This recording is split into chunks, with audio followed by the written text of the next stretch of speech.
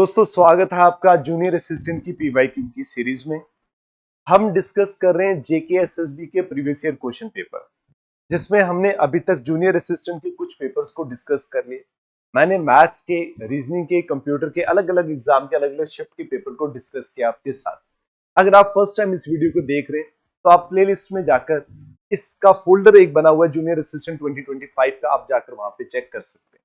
ठीक है, साथ में आज मैं आपके साथ डिस्कस करने वाला हूं जेकेएसएसबी का क्लास 4 का पेपर जो 2021 को हुआ था 27 फेब को। इस पेपर में आपके जो मैथ्स का क्वेश्चंस हैं वो 20 क्वेश्चंस हैं। इससे जो पहली जो कल मैंने वीडियो बनाई है उस वीडियो में मैंने 20 क्वेश्चन डिस्कस कर लिए सेम पेपर के, रीजनिंग के, और इसमें 20 क्वेश्चंस हैं जो मैथ्स के, वो मैं आज आपके साथ डिस्कस करूंगा। आउट ऑफ 20 में आज पहले आपके साथ 10 क्वेश्चन डिस्कस करूंगा, क्योंकि 20 क्वेश्चन करने में थोड़ी सी वीडियो आपकी लेंथी हो जाएगी, इसलिए मैं पहले 10 क्वेश्चन ही डिस्कस करूंगा। ठीक है, तो चलिए आज डिस्कस करते हैं। और आप देखिए, चाहे ये क्लास 4 का पेपर है बट इसमें जो लेवल है वो जूनियर असिस्टेंट से बहुत ज्यादा है। अगर अभी तक आपने जूनियर असिस्टेंट के पेपर को सॉल्व किया मेरे साथ तो आपको आज पता चल जाएगा कि उसका लेवल और इसके लेवल में बहुत ज्यादा डिफरेंस है। थोड़ा भी नहीं, बहुत ज्यादा डिफरेंस है। वो लेवल बहुत ईजी है कंपैरेटिवली इस पेपर के। तो आज आप वीडियो को पूरा देखिएगा, एंड तक हर क्वेश्चन को मेरे साथ सॉल्व करिए। चाहे अगर आपको आता है तो स्किप करके आगे नेक्स्ट क्वेश्चन पे फॉरवर्ड करिए, लेकिन पूरे हर एक क्वेश्चन को सॉल्व करिए।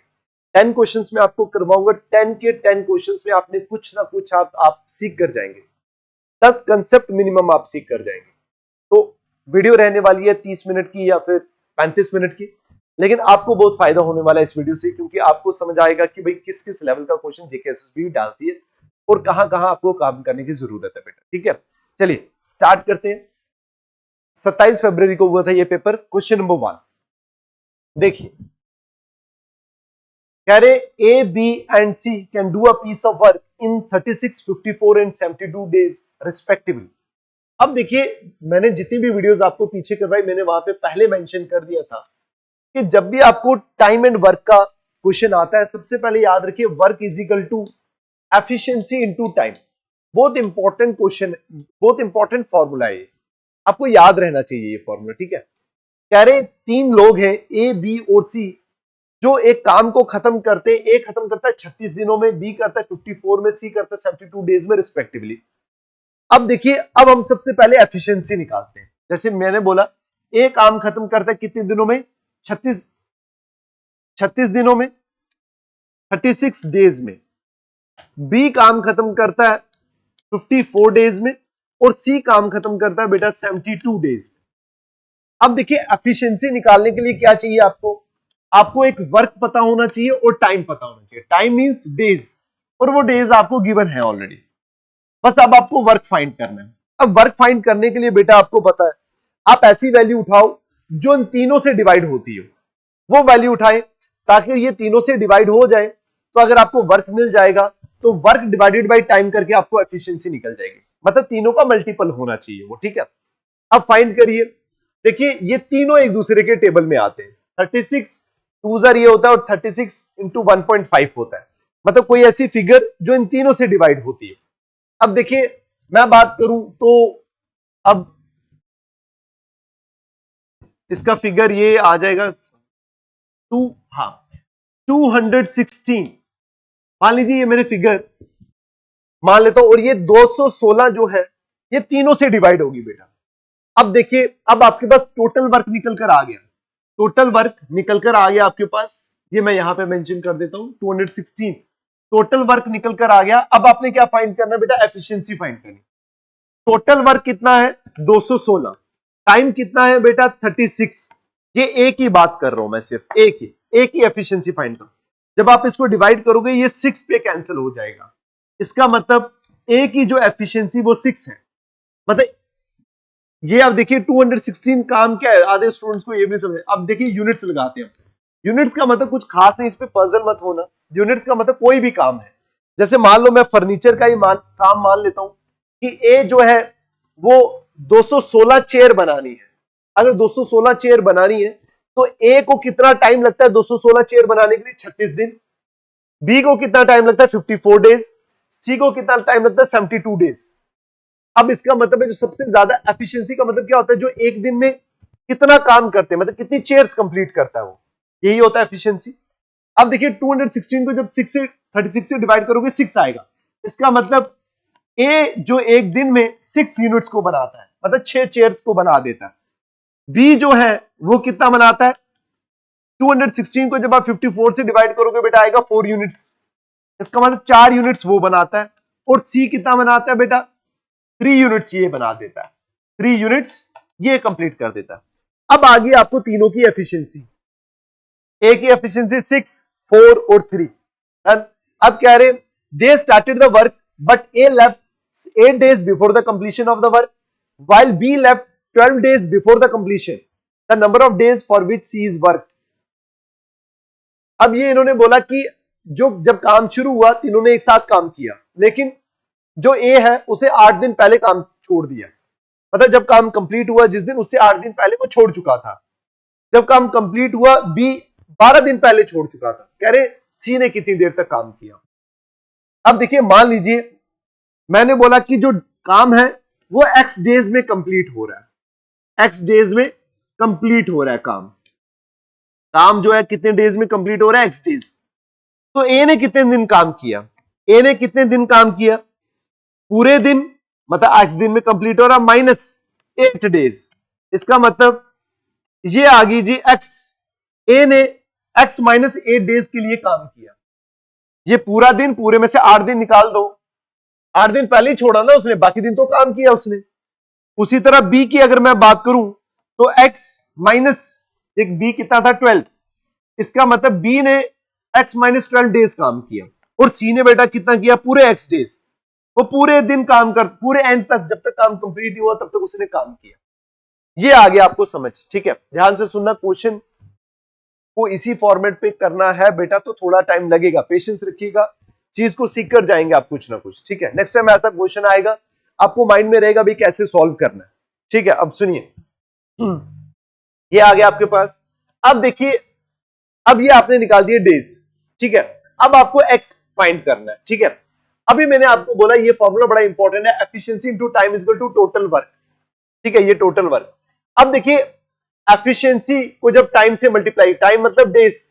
अब देखिए मुझे पता है ए ने कितने डेज काम किया, इतने दिन, बी ने इतने दिन, सी ने इतने दिन। अगर मैं डेज को और एफिशिएंसी को मल्टीप्लाई करूंगा तो क्या मेरा काम निकल कर आएगा, आएगा।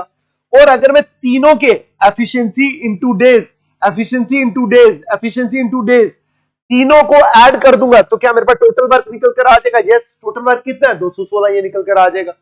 अब ध्यान से सुनिए, मैं इसको लिख रहा हूं यहां पे एफिशिएंसी इनटू टाइम।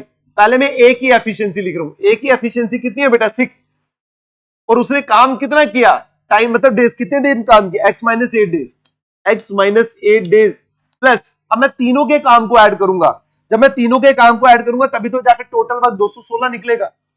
अब देखिए बी की एफिशिएंसी क्या है बेटा 4, और उसने कितने दिन काम किया, x -12 days, x -12 days plus, अब सी की कितनी, सी की एफिशिएंसी कितनी है 3, काम उसने कितने दिन किया x डेज। तो अब मैं ये रब कर रहा हूं, ठीक है, अब मैं ये रब कर रहा हूं 3 की एफिशिएंसी और सी की एफिशिएंसी, और ये आ गया is equal to total work 216।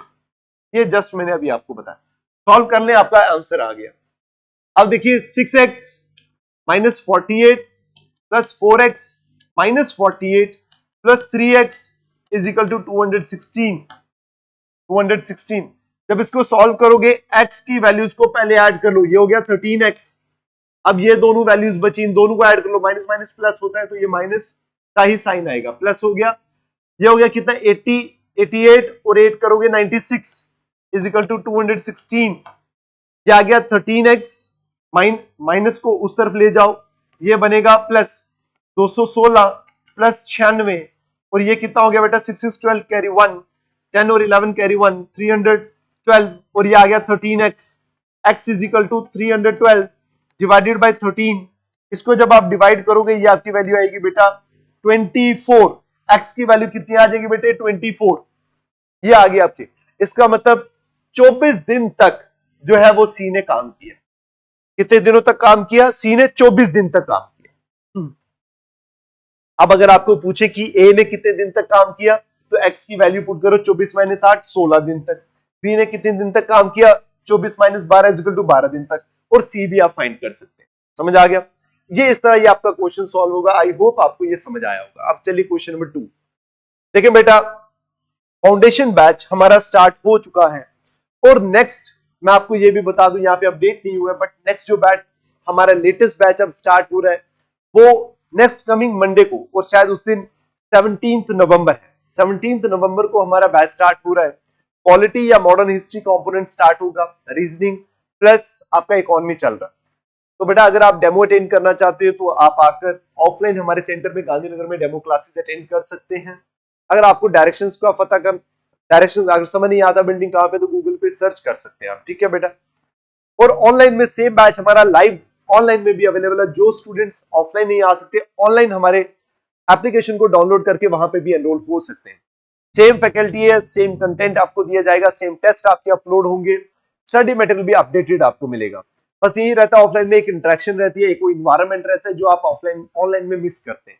बाकी सब कुछ सेम है, क्वालिटी कहीं से भी कॉम्प्रोमाइज नहीं होगी, ठीक है। तो बेटा जितने भी अपकमिंग एग्जाम्स हैं, आप नहीं कर रहे हैं या फिर आप कर चुके हैं प्रिपरेशन, तो प्लीज उनको सजेस्ट करिए। अगर आपको लगता है कि उनका हम जैसे मेंटर से अगर पढ़कर फायदा होगा, हमारे इंस्टीट्यूट में पढ़ने से उनका फायदा होगा, तो प्लीज सजेस्ट करिए उनको कि वो यहाँ पर अपनी प्रिपरेशन को कंटिन्यू कर सकते हैं, ठीक है। बाकी कोई भी प्रॉब्लम आए बेटा, किसी भी क्वेरी पे आपको कोई भी क्वेरी आप इस नंबर पे कांटेक्ट कर सकते हैं। चलिए question number 2, a boy gets 38% of the maximum marks and fails by 16 marks, while another boy gets 44% of the maximum marks and gets 8 marks more than the minimum required marks. What are the marks required to pass the exam?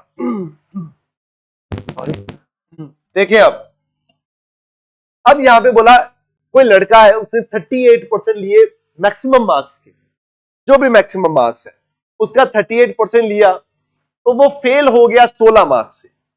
मतलब 16 marks कम थे पास होने के लिए। अगर वो 16 marks ले लेता तो वो पास हो जाता। यही है ना, 38% मार्क्स लिए उसने, लेकिन वो जो जितने भी मार्क्स थे उसमें अगर 16 नंबर में ऐड करता वो पास हो जाता।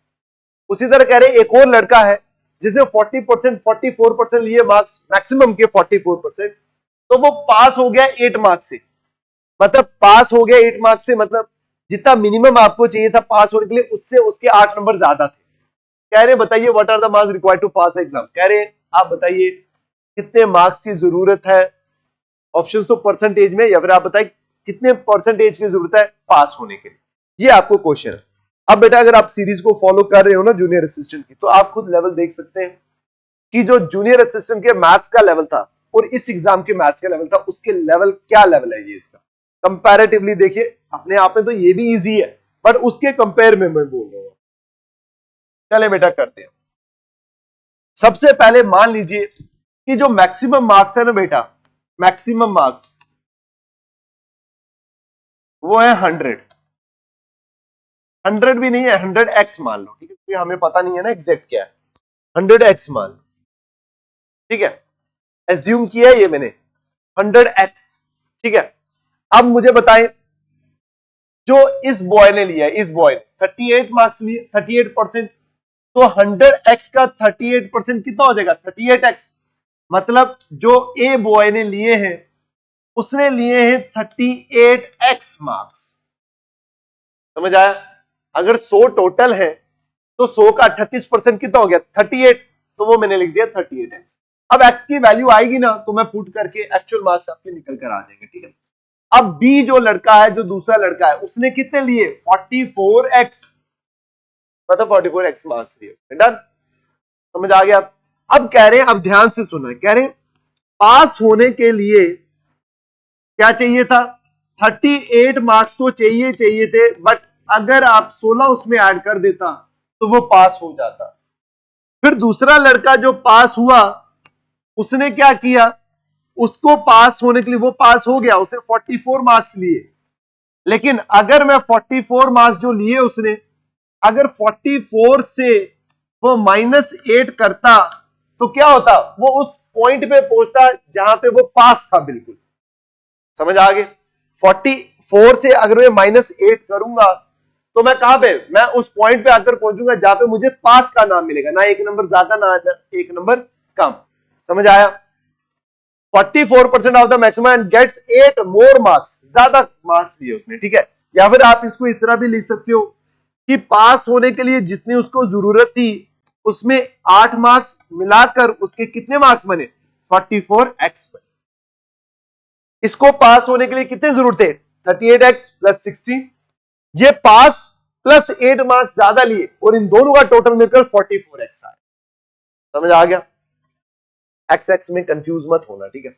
अब मैं इस पास को एक ही साइड रखूंगा क्योंकि left hand side right hand side करूंगा। इस 8 को मैंने वहां भेज दिया।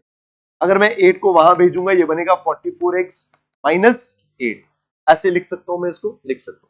अब ये LHS अगर सेम है तो RHS इक्वल हो जाएगा।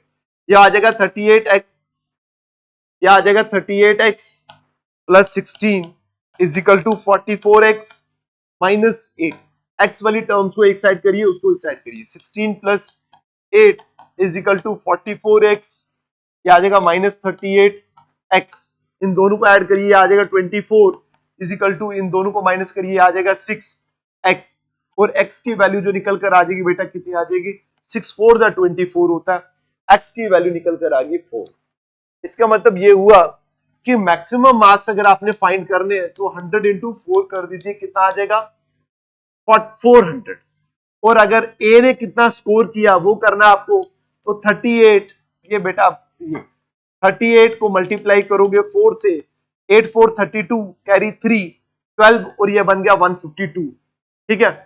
44 को करोगे बेटा तो ये कितना आ जाएगा, 44 इंटू 4 के साथ मल्टीप्लाई करो, 4 4 16 कैरी 1 16 और 17 176। ये स्कोर किया, 400 मैक्सिमम थे। अब आपके पास एक्चुअल स्कोर आ गया आपका, 152 उसने लिया, 176 इसने लिया। समझ आया?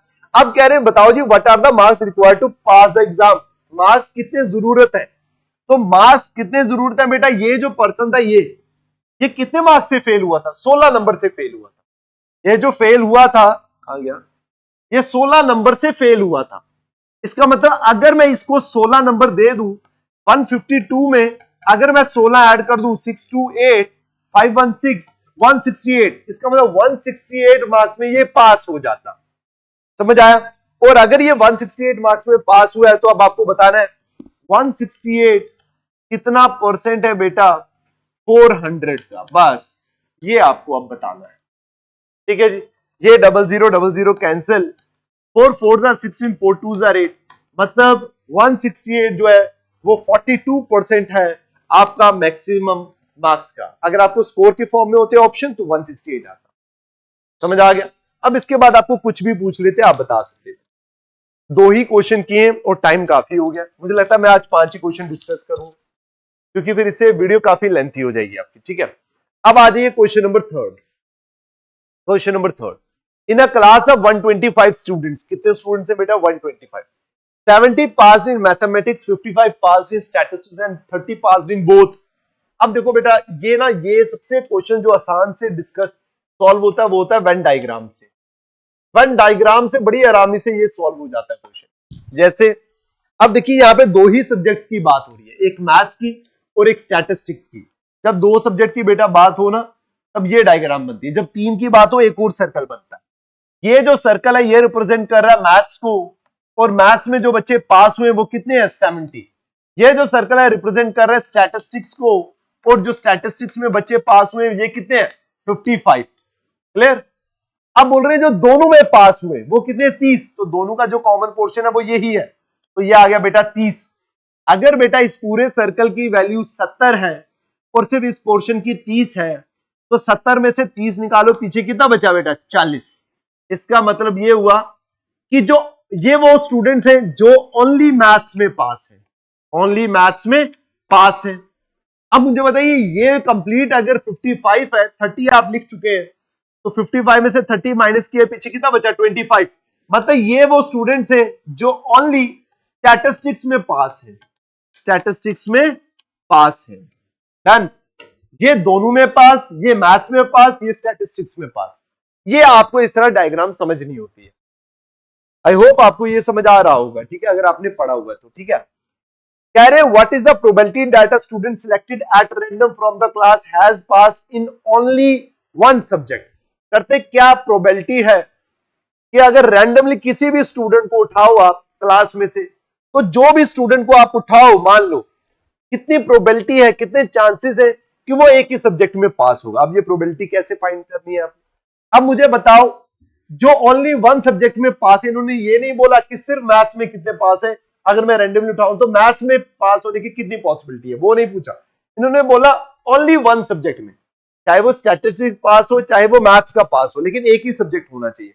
तो एक सब्जेक्ट में कितने बेटा, 40 और 25, इसका मतलब 65 वो बच्चे हैं क्लास में जो सिर्फ किसमें पास है, सिंगल सब्जेक्ट में पास है। और बेटा प्रोबेबिलिटी आपको पता है, जो आपको पूछा जाए ऊपर और divided by total number of students, ये चांसेस। टोटल क्लास में बच्चे 125 हैं, अगर आप 65 बच्चों को उठाओगे इन 65 को, तो वही पॉसिबिलिटी बनेगी आपकी कि एक बच्चा जो है वो क्लास में मतलब सब्जेक्ट में पास होगा। 5 से डिवाइड करो, 5 1 ज़र 5, 5 3 ज़र 15, 5 2 ज़र 10, 2 गया 5, 5 ज़र 25, आगे कैंसिल नहीं होगा, आपका आंसर आएगा 13/25 प्रोबेबिलिटी है। तो बेटा ये ऑप्शन 1 आपका करेक्ट है। समझ आ गया? चलिए next question number 4। A card is drawn, वापस प्रोबेबिलिटी का क्वेश्चन है ये। अ card is drawn from a pack of 100 cards numbered 1 to 100। ठीक है, कितने कार्ड है भाई, 100 कार्ड है, 1 से लेकर 100 तक। कितने कार्ड है, 1 से लेकर 100 तक। कह रहे हैं कि what is the probability that a square number is drawn. कह रहे हैं अगर मतलब कार्ड को अगर आप फेंक रहे हैं 1 से 100 तक कार्ड है, ठीक है, क्या प्रोबेबिलिटी है जो कार्ड निकलेगा वो किसी ना किसी नंबर का स्क्वायर होगा। जैसे what is the probability that a square number is drawn, square number is drawn. अब आपको पता है 1 का स्क्वायर क्या होता है बेटा, 1 होता है। कार्ड कितने, 1 से लेकर 100 तक, याद रखिएगा 1 से लेकर 100 तक कार्ड है, तो मतलब जो स्क्वायर होना चाहिए वो 1 से 100 के बीच में आना चाहिए। 2 का स्क्वायर कितना होता है बेटा 4, 3 का स्क्वायर कितना होता है 9, मतलब 100 के बीच में है। 4 का स्क्वायर 16, 5 का स्क्वायर 25, 6 का स्क्वायर 36, 7 का स्क्वायर 49, 8 का स्क्वायर 64, 9 का स्क्वायर 81, 10 का स्क्वायर 100। अगर आप इसके बाहर गए तो अब ये जो नंबर कार्ड निकलेगा वो स्क्वायर नहीं होगा, मतलब स्क्वायर तो होगा बट किसका, इसके पार आपको कार्ड भी नहीं मिलेगा, सॉरी कार्ड ही नहीं ना मिलेगा आपको, 100 तक है, क्योंकि 11 का स्क्वायर होता है 121, वो कार्ड ही नहीं आपको मिलेगा। 1 से 100 तक कार्ड है, समझ आ गया आपको? अब मुझे बताओ स्क्वायर जो कार्ड आप ड्रॉन करें वो स्क्वायर हो, कितनी पॉसिबिलिटी हो सकती है, कितनी, 10 की पॉसिबिलिटी हो सकती है, क्योंकि 1 का स्क्वायर कितना हो गया, 1 कार्ड आ सकता है, 4 आ सकता है, 9 आ सकता है, 16 आ सकता है, 25 आ सकता है, 36 आ सकता है। तो एक्चुअल में निकलने के चांसेस कितने हैं, 10 की प्रोबेबिलिटी है। 10 वो कार्ड्स होंगे जो स्क्वायर होंगे किसी नंबर के, डिवाइडेड बाई कितने कार्ड में से, टोटल 100, तो 0 0 कैंसिल, इसी बचेगा 1/10, मतलब 10 में से एक कार्ड होने के चांसेस है कि वो स्क्वायर का हो, तो 1/10, ये आ गया बेटा आपका आंसर। ठीक है जी, चले नेक्स्ट क्वेश्चन। चले अब क्वेश्चन नंबर 5, द लीस्ट, चलिए ये सुन लीजिए पहले, ठीक है, ये भी इंपॉर्टेंट है क्योंकि इंफॉर्मेशन स्किप हो जाती है कई बार, क्योंकि जो आज देख रहा है वो शायद कल इस मूड में ना हो कि इस वीडियो को देखे या फिर वीडियोस को फॉलो करे। तो बेटा जूनियर असिस्टेंट का कोर्स जो है हमने वो लॉन्च कर दिया हुआ, रिकॉर्डेड बैच का। हमारे स्टोर पे जाकर, हमारे एप्लीकेशन के स्टोर पर जाकर आप कोर्स को चेक कर सकते हो। डेली हमारी वीडियोस अपलोड हो रही है, कंप्यूटर और इंग्लिश दोनों का कंपोनेंट कंप्लीट हो चुका है। तो बेटा बाकी कंपोनेंट्स चल रहे हैं, कोई भी डाउट हो आप जो नंबर मैंने अभी आपको ऊपर बताया था उस पर कॉन्टैक्ट कर सकते हैं, हमसे बात कर सकते हैं, ठीक है। बाकी आप ऑफलाइन सेंटर में भी आ सकते हो एनी टाइम, जब भी आप आना चाहें, ठीक है। रेगुलर टेस्ट रहेंगे बेटा, आपको फैकल्टी के साथ आपको इंटरेक्शन सेशन रहेगा आपका, कि आप बात कर सकते हैं फोन पे, अगर आपको कोई डाउट है डायरेक्ट बात कर सकते हैं। रैंक वाइज रिजल्ट, मतलब अगर आप सेम डे को टेस्ट दे रहे हैं तो आपका रिजल्ट आएगा, जितने भी स्टूडेंट्स हैं उनके बीच में रैंक आएगा और अपडेटेड स्टडी मटेरियल मिलेगा, ठीक है बेटा। चलिए ये क्वेश्चन करते हैं, ठीक है। चलिए लास्ट क्वेश्चन करेंगे, मैंने तो सोचा था 10 क्वेश्चन करेंगे बट अभी ही बड़ा टाइम हो रहा है तो फिर ये वीडियो बड़ी लेंथी हो जाएगी, ठीक है, क्योंकि आराम से करना है। The least number when divided by 12, 15, 20 और 54 leaves a remainder of 4 in each case. कह रहे ऐसा कोई नंबर जिसको जब आप डिवाइड करेंगे 12 से, 15 से, 20 से, 54 से, हर एक से डिवाइड करोगे तो लीव्स अ रिमाइंडर, तो आपके पास जो रिमाइंडर बचेगा वो कितना बचेगा? 4 in each case. Each case मतलब इसमें भी, इसमें भी, इसमें भी, इसमें भी। कोई ऐसा नंबर बताओ जब आप उसको डिवाइड करोगे इन चारों नंबर से तो रिमाइंडर कितना बचना चाहिए आपका? 4। कितना बचना चाहिए आपका रिमाइंडर? 4। समझ आ गया? एक तो आप इसको ऑप्शन से कर सकते हो कि 12 से डिवाइड करो, 15 से डिवाइड करो, 20 से डिवाइड, एक वो आप कर सकते हो। कैसे डिवाइड करोगे? जैसे मान लो कि 536 में रिमाइंडर बचना चाहिए 4, रिमाइंडर 4 बचना चाहिए, तो आप 4 को माइनस करो, पीछे 532 को डिवाइड करो। अगर 532 पूरा डिवाइड हो जाता है इसका मतलब फिर रिमाइंडर कितना बच जाएगा? 4 बच जाएगा। तो अब देखिए 532 को जब आप 15 से डिवाइड करोगे बेटा, ये 15 से डिवाइड नहीं होगा, ये 15 से डिवाइड नहीं होगा।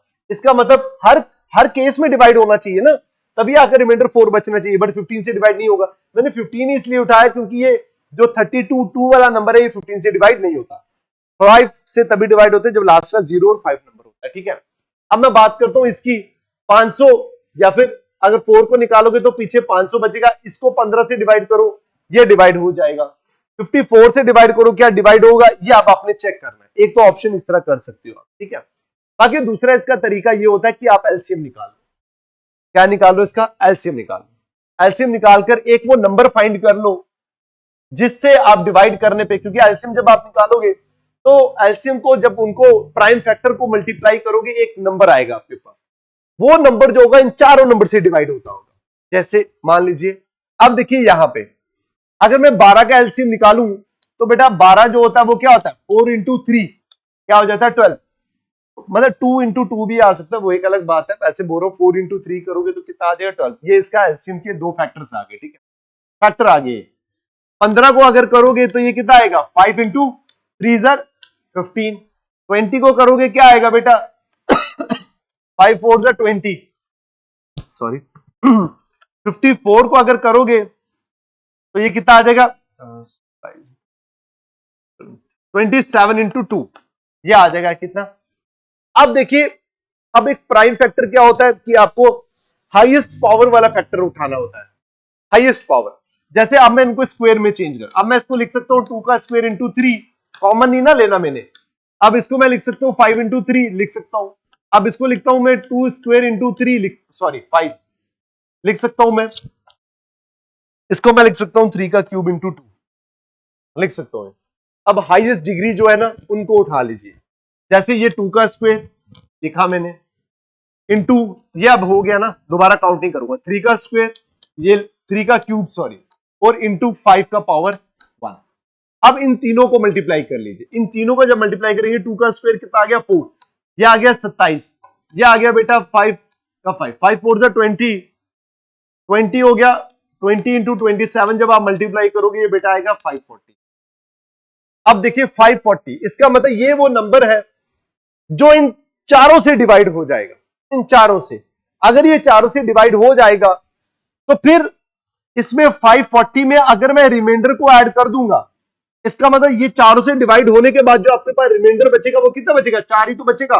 तो इसका मतलब ये आ गया कि 544 वो नंबर होगा जब आप इसको डिवाइड करोगे, चाहे वो 12 से करो, 15 से करो, 20 से करो या फिर 54 से करो, तो आपका जो आंसर आएगा वो रिमाइंडर क्या बचेगा आपके पास? 4 ही बचेगा। और सेकंड ऑप्शन है आप ऑप्शन से करो, तो ये आपका करेक्ट आंसर है। ऑप्शन बी आपका करेक्ट आंसर। समझ आ गया? 5 क्वेश्चन नहीं करेंगे आज तक, ठीक है। बाकी आपको मैं क्वेश्चन जो करवाऊंगा नेक्स्ट 5, क्योंकि टाइम लगेगा। मैं नहीं चाहता वीडियो इतनी लेंथी हो कि आप पहले ही देखकर आप पीछे हो जाएं कि भाई बैक स्टेप करने, भाई ये इतनी लंबी कौन देखेगा इतनी देर तक वीडियो, ठीक है। तो बाकी बेटा आप अगर वीडियो को कुछ भी आपको कोई सजेशन, कोई भी आपको डाउट आ रहा है तो प्लीज कमेंट में जरूर मेंशन किया करो, ठीक है। वीडियो को लाइक करो, ठीक है, शेयर किया करो, अगर आपको लग रहा है कि अच्छा है तो शेयर जरूर किया करो, ठीक है। तो बाकी मिलते हैं नेक्स्ट वीडियो में। Till then take care, bye bye, thank you so much.